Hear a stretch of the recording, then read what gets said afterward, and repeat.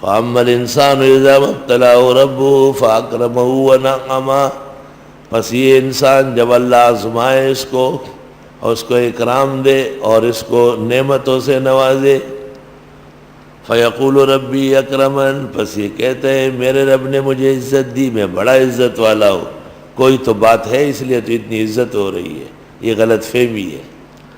وَأَمَّا إِذَا مَا ابْتَلَاهُ، اور جس وقت اللہ تعالیٰ اس کو آزمائے، فَقَدَرَ عَلَيْهِ رِزْقَهُ، اور تنگ کر دے اس پر روزی، فَيَقُولُ رَبِّي أَهَانَنِ، پس کہتا ہے پروردگار نے میری توہین کی۔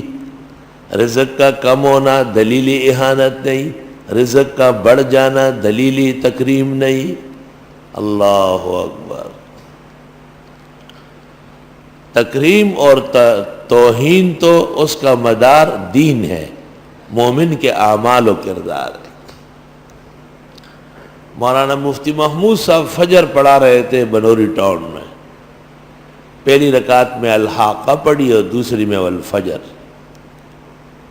جب یہاں پہنچے وَأَمَّا إِذَا مَا ابْتَلَاهُ فَقَدَرَ عَلَيْهِ رِزْقَهُ، تو مفتی محمود نے پڑھا وَأَمَّا إِذَا مَا ابْتَلَاهُ فَقُدِرَ عَلَيْهِ رِزْقُهُ، تو حضرت بنوری نے پیچھے سے لقمہ دیا فَقَدَرَ عَلَيْهِ رِزْقَهُ، تو مفتی صاحب نے پھر پڑھا فَقَدَرَ عَلَيْهِ رِزْقَهُ۔